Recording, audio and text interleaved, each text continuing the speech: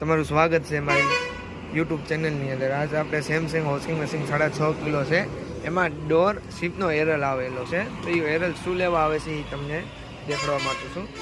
પહેલાં તો આપણે સેમસંગનું મશીન આવેલું છે, તમે જોઈ શકો છો. આ રીતના મોડલની અંદર એરલ આવે છે. તો આપણે પાવર ઓન કરેલો છે. તો હવે આપણે કોઈ પણ ઓપ્શન લઈ લેવી છે. અમે મશીન શરૂ કરી નાખ્યું છે.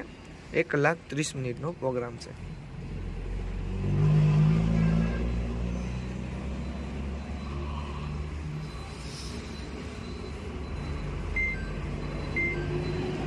જોઈ શકો છો DERL આવી રહેલો છે.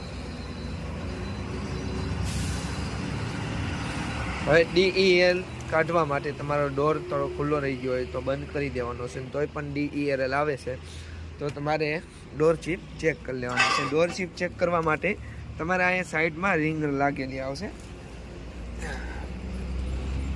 આ રીતની રિંગ લાગેલી આવશે. તો એ રિંગને તમારે ખોલી નાખવાની છે. આ રીતની રિંગ આવે ને એને તમારે ખોલી નાખવાની છે. ખોલ્યા બાદ પછી તમારે જ્યાં ડોર લોક આવે છે એને કાઢી નાખવાનો છે. તો પહેલાં આપણે મશીન ઓફ કરી નાખશું. પછી પાછું મશીનની અંદર જ્યાં જોઈ શકો છો આ તમારે લોક છે, તો એ લોક તમારે પકડવાના છે. પકડીને પછી ખેવવાનું છે. જો આપણે આ ડોર લોક કાઢી લેવો છે. હવે તમારે સમતું છે આવો ડોર શીપ જોવા માટે તમે આમાં નીકળીને જોઈ શકો તો આમાં નંબર આપેલા છે. 250V એટલે 250 વોલ્ટેજની અંદર આવો બીજો ડોર લોક હોય તો તમારી એની અંદર ચાલશે, નકર નહીં ચાલે. નકર તમારું વાયરિંગ છે તો PCB છે એ બળી જાય શકે છે. તો હવે આપણે T85 250 વોલ્ટ છે. તો આપણે આવી બીજી ડોર શીપ જોઈ લેવી છે.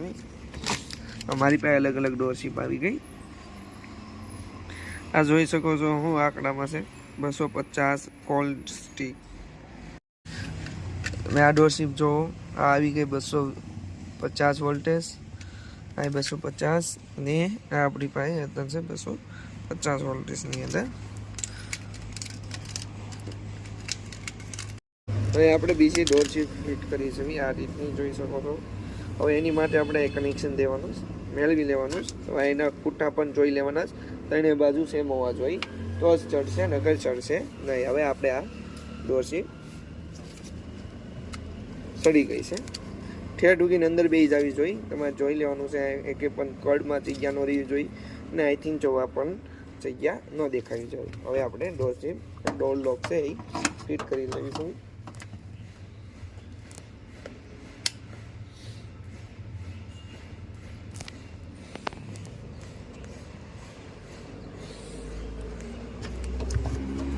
આવી રીતે ફિટ નથી કરવાનો, હું તો ચેક કરવા માટે જ ફિટ કરું છું અને તમને વિડીયોમાં દેખાડવા માટે છે.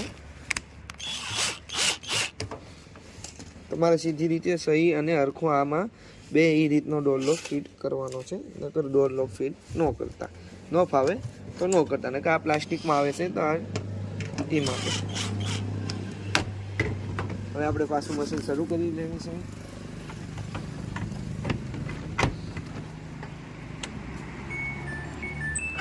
શરૂ કર્યા બાદ આપણે દઈ દેવી છે સ્ટાર્ટ અને હવે આપણે આપી દેવી છે અંદર લોક. જોઈ છે લોક થાય નહીં.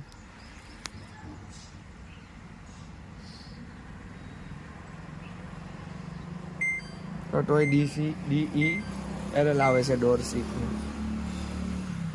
એટલે આપણે વાયરિંગ આનું ચેક કરવાનું છે. એટલે વાયરિંગમાં આમાં ફોલ્ટ છે. તમારે કાંઈ પણ આવી રીતનો ફોલ્ટ એરલ આવે તો તમારે ડોર લોક ચેક કરી લેવાનો છે. ડોર લોક પહેલાં તમારો દરવાજો ચેક કરી લેવાનો છે.